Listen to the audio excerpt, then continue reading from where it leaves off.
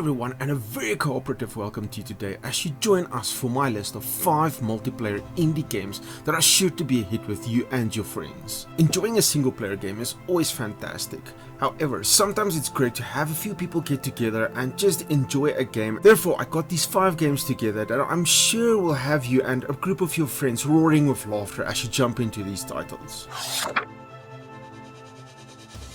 I thought we might as well get right into the thick of things today with a game that gets the blood pumping and spilling in the horror title The Forest. The story itself is not overly complex. It revolves around your character getting swept up in a plane crash, and this is how you get stranded in a titular forest. Now there is a bit of an interesting twist to this. You see, your character is a bit of a celebrity, a TV star of sorts, and different things throughout out point at him being a survivalist. So this is why you're able to survive on an island. Think Bear Grylls getting stranded in the middle of nowhere. As far as these survival games go, this is your standard fare. You have to build up a base while managing your hunger and your thirst and your energy levels. As I alluded earlier, the game has a bit of a horror element. You see, where you get stranded, there are a lot of cannibals running around, and these guys can get quite a handful. You'll have to weapon up and armor up to get yourself ready for them. They come in waves sometimes and patrol around the island, so it gets quite difficult fighting them off. I do have some good news though. You do not have to go about your surviving on your own. You can actually bring in a few friends to play along with you, and this really helps speed things up. You can build together, you can craft together, you can get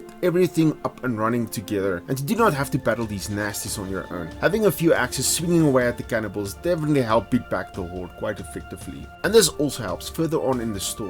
We have to do some cave diving. There's a lot of exploration that happens further on below the forest. We have to go and figure out where all these cannibals come from, and this is where all the mutants also start coming in. Now these guys can be quite threatening, and taking on them on your own can be quite a task, so having a few people at your back, this makes things a lot easier. The Forest is the sort of game that you can take on your own, and it is certainly worth your time. But having a group of people joining in and doing these tasks alongside you and fighting alongside you makes for such a fun gameplay time, and it's definitely worth checking out if you and a group of friends want to get into a game together.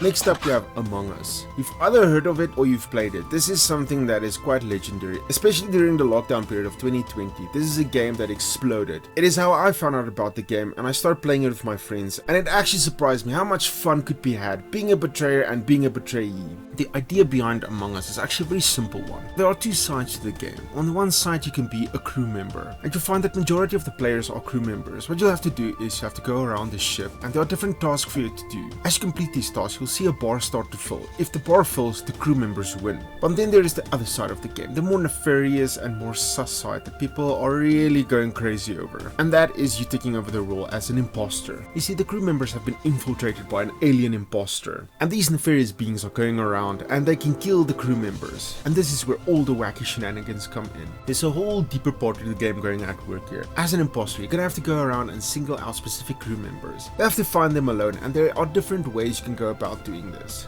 As they are alone in their tasks, you can corner them and just kill off a crew member. On the other side of that, you also have the ability to control different parts of the ship. You can cause the engine to have a meltdown, you can switch off the lights, and on top of that you can also close doors in front or behind of crew members, and this makes for a really stressful situation. To give you a bit of an edge as an imposter, you'll also be able to jump into vents and jump out of vents. Now as you might imagine, doing this in front of a crew member will immediately put you into the crosshairs. You can call an emergency meeting if you want to lay a blame on one of your crew members. Also, when you find a dead body, you can quickly call a meeting, and this will help you root out the more likely of the suspects. But things can also get tricky. As an imposter, you can also call a meeting. So where the fun part of this comes in, as an imposter you can lay blame on an innocent person. When they get booted off the ship, it really makes for a very tense situation, especially if it doesn't announce that someone was an imposter. Where the crazy part of this game goes into high gear is all the situations you can get into. As an imposter, you can lie, cheat and steal your way forward throughout the game, and makes for so many dubious situations where you get so annoyed when you get booted off the ship knowing you are not an imposter, but somehow someone twisted words around. And this even gets more crazy the more people you have. If you have a nice large group, you can have 2 or 3 imposters as well. This definitely makes things very difficult, where sometimes imposters will team up against you and you won't know who is calling bluff, who is calling who out, and is everything really the way it is. This game is so much fun. It'll make you hate and love your friends at the same time, and will make for so many laughs, and it's just worth checking out if you want a good time. For a truly wacky time with your friends, you can always jump together into a sub and head down into the depths of the ocean, and we need to go deeper. Getting into this roguelike, there's a lot of moving parts for you to get used to, and I mean quite a lot. It is definitely impossible for you to play this game on your own. You're gonna need a decent crew to get through this one, and there's a whole range of tasks for you and your crew to get through. Someone's gonna have to pilot the ship, someone's gonna have to manage the energy, where it goes, how you're gonna distribute it. You're gonna have to repair the hull whenever it breaks, you're gonna have to defend the inside of the ship when you get boarded. Someone will need to load torpedoes, someone's gonna need to shoot those torpedoes. It's going to be a whole big task for a lot of you to get through, and managing the submarine with a whole crew of people gets so much fun, and it is so rewarding seeing yourselves go deeper and slaying some big mean bosses. Speaking of which, there are a whole lot of variation in the procedurally generated levels that you're going to be able to see and work your way through. So when I mentioned weaponry, I definitely mean it. There is a lot of baddies for you to blow up, a lot of nasty PCs that's gonna bash away at your ship. But luckily not all of them are out to get you. You'll be able to find some civilization throughout the levels, some NPCs who you can talk to in a very strange dialect, I might add, and they will be able to sell you all sorts of nice stuff that you'll be able to equip your ship and equip yourselves and fight through the levels a lot more efficiently.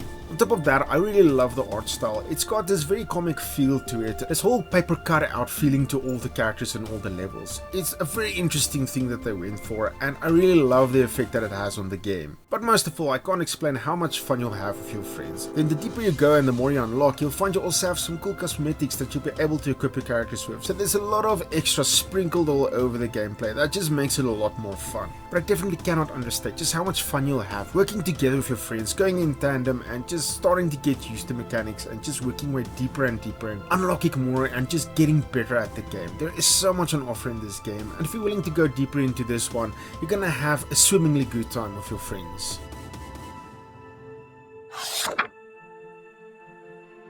Leaning a bit more over now to the nail-biting side of things with a screaming good time in golf with friends. The screaming and yelling part is not even an exaggeration. Some of these courses are balls to the wall wacky insanity. Honestly, I have to see it to believe it just how strange this game is, but at the root of it, it is just such a fun, interesting time. There's not even a lot to explain about the game. It's just you and a bunch of friends playing golf. You have to hit the ball, get it into the hole in as few shots as possible.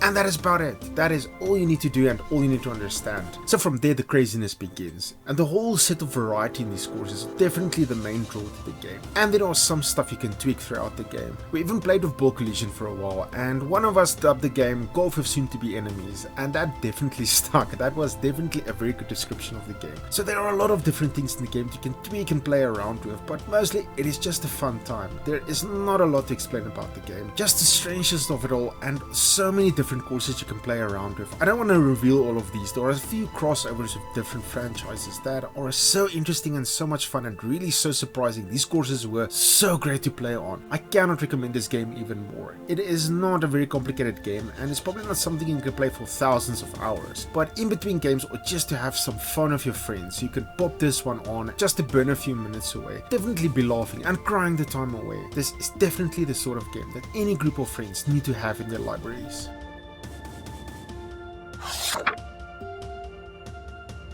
We end things today by circling right back around into the survival side of things with Raft. This is a title that really blew me away. I've played it multiple times with my friends. Every now and again we go back into the game and see what new things they've added and seen how the game evolved, and it's really amazing just how much they've supported the game and the amount of love and care that's been placed into everything. I'm such a big fan of this game. The art style really grabs me. It's got this simplified feel to it, almost a little bit cartoony, but that's part of the charm of the game. It is such a great game to play, and having friends along for the ride just adds and elevates everything up a notch. You start off the game literally stranded on a piece of wooden board, and from here all around you can see an ocean that's probably an ocean that's reflective of where we're heading in the future, but for now you'll see wide open spaces all around you, and scattered around you are all of these things that you'll harvest, all sorts of materials that you can use, and you'll need to accumulate this trash for all sorts of possibilities for building potential. Slowly around you'll see your raft come together, and you'll have all sorts of different things that you can build and improve upon to make your life a lot more convenient. And this is where your friends really come in. Working on your own is one thing, but having all of your friends doing different tasks, getting all sorts of different things ready, it just adds such a great dynamic to the game. Not to mention the shark troubles you'll have. As you have to fight off Bruce, the shark will keep on nibbling away at your raft. And as you travel the seas, you'll find islands and rigs and all sorts of abandoned places. And this is where the story of the game comes in. I will ruin nothing of this. There is such an interesting way of like going around finding notes and just reading how the world got to the place where it is in now. That just really brought a surprising aspect to the game that I was not quite expecting. It was actually such an interesting and solemn take on the whole post-apocalyptic feel of things. It's such a fun, easygoing time with this game. Just exploring and building away at your raft with your friends made for such a great gameplay, and I can honestly place this game so high on a list of games that you need to play with your friends. And there we go, just a handful of games that's sure to be a hit with any group of people. These are just 5 titles in a very long list of indie multiplayer games, so feel free to let me know which games you like to play with your friends. Be sure to subscribe to the channel for more top 5 videos, as well as some first impression videos, and feel free to drop a like down below as it helps out the channel quite a lot. Thank you guys so much for joining us, hope you have an excellent day, and I'll be sure to check you out soon. Bye everyone.